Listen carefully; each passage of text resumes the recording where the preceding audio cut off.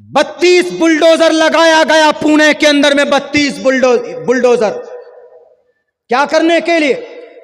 28,2,828 घर तोड़ दिए गए। 7 किलोमीटर जमीन को वीरान कर दिया गया।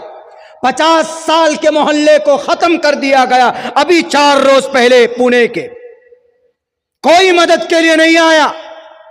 गुनाह क्या था? 95% मुसलमान थे और अच्छे कारोबारी थे। देखा कि ये कारोबार में आगे बढ़ रहे हैं। 3 दिन तक 32 बुलडोजर लगाकर पूरे मोहल्ले को खत्म कर दिया गया। किसी की जुबान से आवाज नहीं निकली, कोई तंजीम सामने क्यों नहीं आई?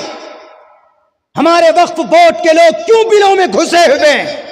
कब आओगे जुल्म के खिलाफ बोलने के लिए?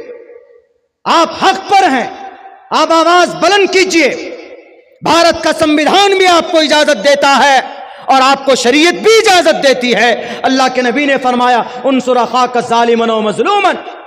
50 साल तक टैक्स वसूलते रहे, इल्लीगल नहीं था। आज 95% कलमा और टोपी और दाढ़ी वाला वहां पैदा हुआ तो उसको मलिया मेट कर दिया। 10 बजे के बाद 1 मिनट होता है तो प्रोग्राम बंद करो। पूरी रात भजन और कीर्तन होती है तो वहां पर उंगली नहीं होती। बैलेंसिंग होनी चाहिए। इसीलिए मुसलमानों किसी पर भरोसा नहीं। इस देश के अंदर में चंदा करके तब मदरसा चलता। क्या वक्फ वाले मदरसा नहीं चला सकते थे? वक्फ की प्रॉपर्टी कितनी है? 9.5 लाख एकड़ जमीन वक्फ के पास है। आमदनी कहां जाता है?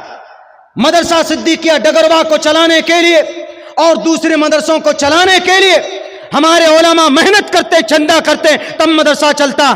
तो वक्फ बोर्ड की आमदनी कहां जाता है? अय्याशी में जाता है। आज तक एक भी मदरसा आपने नहीं बनाया। वक्फ बोर्ड वालों, आपसे सवाल करता हूं मैं, जो जिम्मेदार हैं, आज अगर कोई कानून आ रहा है तो बचने की बात तो होनी चाहिए। आज कोई कानून बना है तो हम परेशान हैं कि हमारी जमीन जाने वाली है। आपके गलत करतूत की वजह से आपकी जमीन जा रही है। याद रखो, ज़हरल फसाद फिल बर्रि वल बहरी बिमा कसबत ऐदिन नास। जमीन बेची गई वक्फ बोर्ड की 70,000 एकड़ जमीन महाराष्ट्र के अंदर सिर्फ 25 साल के अंदर। बेचने वाला कौन? आरएसएस वाला, बजरंग दल वाला? नहीं जनाब, जमीन बेचने वाला मुस्लिम थे, टोपी और दाढ़ी वाले थे। आज भी हैदराबाद, पुणे, मुंबई के अंदर में वक्फ बोर्ड की प्रॉपर्टी है, उसका किराया महीने का 25,000 रुपए है। वक्फ बोर्ड के फॉर्म पे, रजिस्टर पे सिर्फ 2500 लिखा जाता। 12-22,000 रुपए कहां जाते? जरा बताओ। वक्फ बोर्ड की जमीन का बेचना जायज है तो क्यों बेचा आज तक?